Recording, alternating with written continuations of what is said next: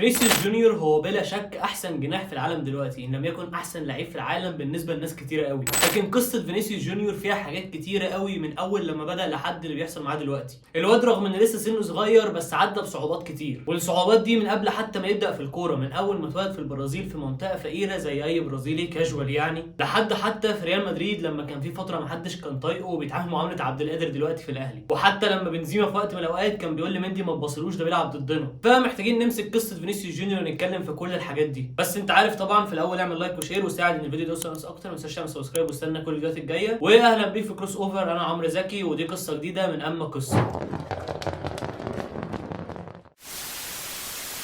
يا سلام، أما قصة عبرة صحيح.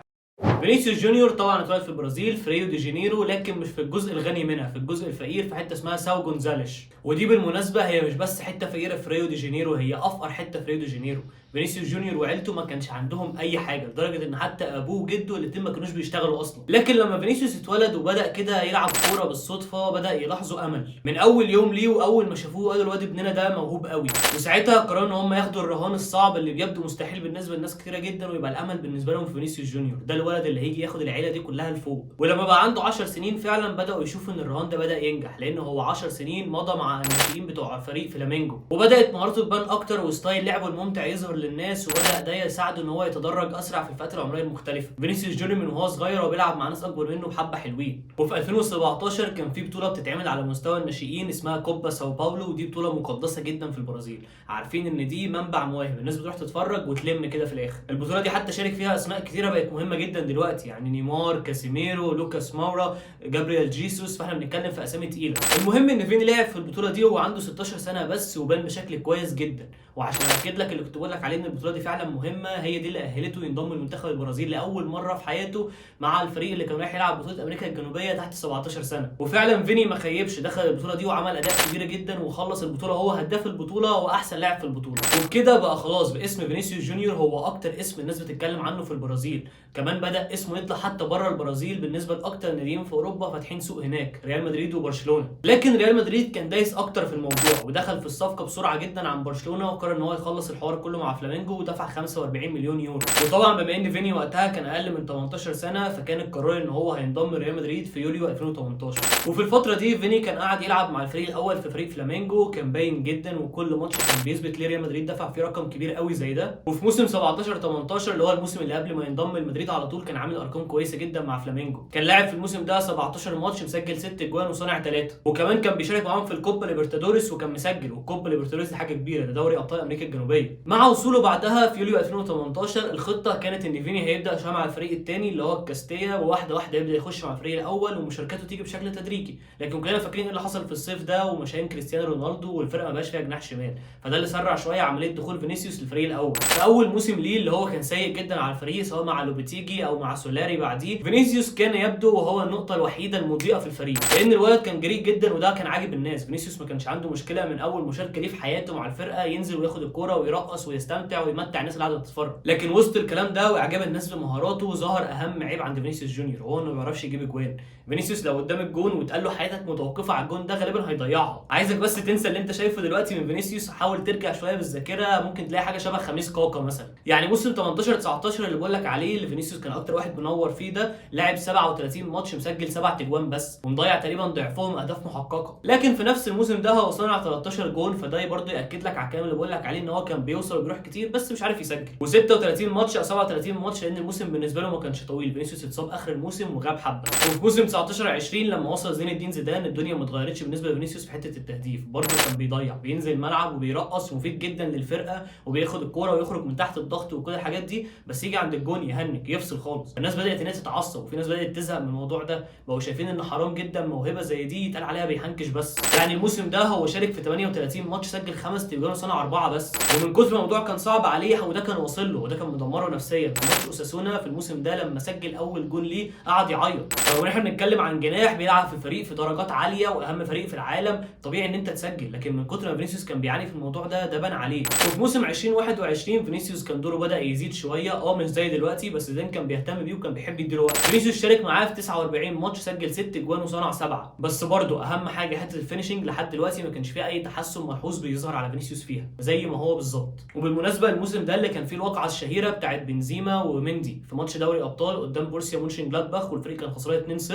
كان جايب اللقطه بين الشوطين في النفق، بنزيما بيتكلم مع مندي بيقول له ما تبصلوش ان هو يلعب ضدنا. وساعتها رغم ان الطبيعي ان الناس ما تقبلش ده من بنزيما، لكن الجماهير كانت مسانده بنزيما جدا، ما حدش قادر يختلف معاه. اصل ازاي لعيب بالمهاره بتاعته العاليه دي بيتحط اسمه جنب نيمار وفي نفس الوقت مش قادر يخلص موسم واحد بربع مساهمات نيمار التهديفيه حتى؟ فالناس كانت بدات ان هي تزهق وبدات تقتنع ان ده خلاص مفيش فيه امل، رغم ان حتى الموسم ده كان ليه لقطات مهمه زي مثلا الجولين بتوع ماتش ليفربول، لكن مع ذلك كان مضيع كميه اهداف بالهبل. ولما الموضوع بيبدا يتكرر والناس مش بتلاحظ تحسن، بتبدا ان هي تزهق والحته بتاعتهم بتبدا ان هي تزيد، لحد ما جه موسم 21 22 مع انشيلوتي وكل حاجه اتغيرت بالنسبه لفينيسيوس. هو نفسه حتى بدا يقتنع ان هو فعلا عنده مشكله ولازم ان هو يلاقي لها حل. بدا يطلع اخبار ان فينيسيوس مركز جدا في الفتره التحضيريه في الموسم على ان هو يشتغل على نفسه في حته الفينيشنج وفي حته القوه البدنيه. فينيسيوس بدا ان هو يشتغل انه يضخم جسمه شويه بحيث يقدر يتعامل جسديا، يبدا يركز على حته الفينيشنج عشان يحول الفرص اللي بيجيله دي الاهداف. وانا بصراحه كمشجع دي كانت اول لحظه اتعلق عاطفيا بفينيسيوس، بدات احبه، بدات احس ان ده لعيب فعلا عايز يشتغل صح. كان بدا ينزل صور لفينيسيوس وعمال يتمرن وبدا يطلع له عضلات رغم ان هو كان لعيب رفيع جدا وعادي جدا يتزق ويطير. ودي بصراحه كانت اول علامه بالنسبه لي على العقليه الكويسه بتاعت فينيسيوس جونيور. في بدايه الموسم حتى انشيلوتي ما كانش بيعتمد عليه بشكل اساسي، يعني البدايه انشيلوتي كان بيلعب مثلا قدام بنزيما وهازارد وجاريث بيل وفينيسيوس يبقى على الدكه.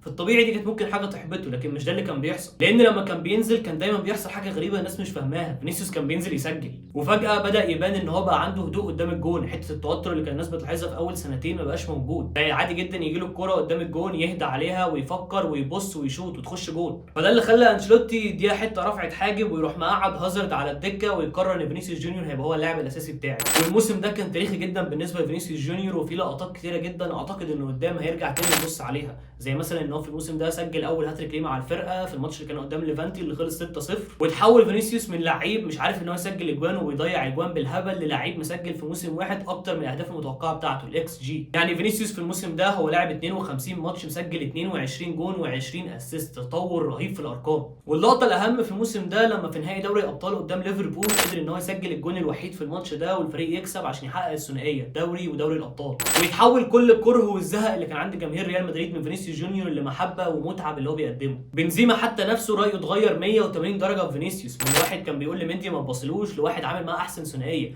لو انا فاكر صح تقريبا هم كانوا اكتر ثنائي مسجل اجوان في اوروبا اصلا. وتاني حته العقليه عجبني جدا في فيني، ان هو ما خدش الكلام ده بان هي حاجه تحبطه او ان هو ياخد الموضوع بقى بشكل شخصي وازاي يقول عليا كده ويبدا ان هو يفقد تركيزه، لا هو خد الموضوع ده وحسن نفسه لحد ما بقى هو وبنزيما اقرب اتنين لبعض في الفرقه. حتى الموسم ده بالاخفاقات اللي حصلت في الفرقه، بالدوري اللي راح، بدوري الابطال اللي راح، حسبي الله ونعم الوكيل فيك يا انشيلوتي، لكن فينيسيوس جونيور على المستوى الفردي هو لا يقل رعبا عن الموسم اللي فات. احنا بنتكلم عن لعيب 54 ماتش و23 جون و21 اسيست، حاجه برده مرعبه. وبما ان احنا بقى وصلنا للكلام عن الموسم ده فلازم نقف كده شويه وناخد شويه وقت نتكلم على الموضوع اللي حاصل مع فينيسيوس جونيور في الفتره دي. التنمر والعنصريه اللي بيحصل مع فينيسيوس جونيور من اول الموسم ده هي حاجه فعلا مبالغ فيها، والانفجار اللي حصل له في ماتش فالنسيا ده كان طبيعي ان هو يحصل.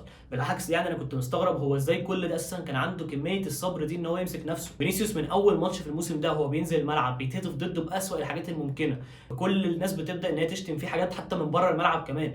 جوه الملعب من اللعيبه بيتعرض لكميه ضرب مش طبيعيه. فينيسيوس تقريبا بقاله موسمين، الموسم ده واللي فات هو اكتر لعيب في اوروبا بيتعمل عليه فاولات، وكل ده قدامه مفيش اي حمايه من الحكام بتوع اسبانيا، فيتضرب فاللعيبه تسخن عليه اكتر، فالجماهير تسخن اكتر، فيتضرب ضده اكتر. والمشكله بالنسبه لي مش في كل ده كمان، المشكله بالنسبه لي حتى بره المنظومه بتاعه الكوره في اسبانيا، مشكلتي مع الجماهير، الناس اللي بتطلع وتقول اصل هو لعيب مستفز فيستاهل اللي بيحصل له، مستفز فيستاهل اللي بيحصل له ازاي يعني؟ كل ده عشان هو بينزل الملعب بيرقص وبيستمتع. يا جماعه احنا في حاجتين مهمين جدا بننساهم فعلا. الحاجه الاولى وان دي كوره، الكوره طول عمرها موجوده المتعه ان اللعيب يرقص، ان اللعيب معاه الكوره فيعمل حاجه تخليك تقوم من مكانك مش مصدق اللي انت شفته وتتبسط. الحاجه الحلوه دي ممكن تكون جون حلو، ترقيصه حلوه، ما نيمار كان في برشلونه وانا راجل مدريدي ولابس لك مدريد اهو، وكل مره كنت بتفرج على نيمار كنت بستمتع، حتى لو عمل حاجه قدامنا في الكلاسيكو ممكن اتعصب وقتها، بس بعد الماتش هرجع اشوفها تاني وهتبسط عشان هي دي الكوره. انت بتدور على حاجه تمتعك، فما ينفعش لعيب يبقى بيرقص فتقول عليه مستفز فتقعد تتنمر ضده وتعنصر عليه، مش منطقي خالص. والحاجه الثانيه الاهم، احنا بننسى حرمانيه الموضوع ده، فبتبقى غريبه جدا بالنسبه لي سواء لما الاقي ناس من المجتمع العربي على تويتر بتبرر اللي بيحصل له او حتى ناس بره في اسبانيا بتبرر اللي بتحصل له. فما تخليش حد يبرر لك اي حاجه من اللي بتحصل مع فينيسيوس جونيور ده عشان هي حاجه ملهاش اي منطق اساسا ممكن تمسكه، حتى بدليل ان فينيسيوس لما بيخرج بره اسبانيا هو مش بيشوف ربعها. شوف علاقته لما الفريق بيطلع بره في ماتشات دوري الابطال ويروح يلعب في انجلترا مثلا،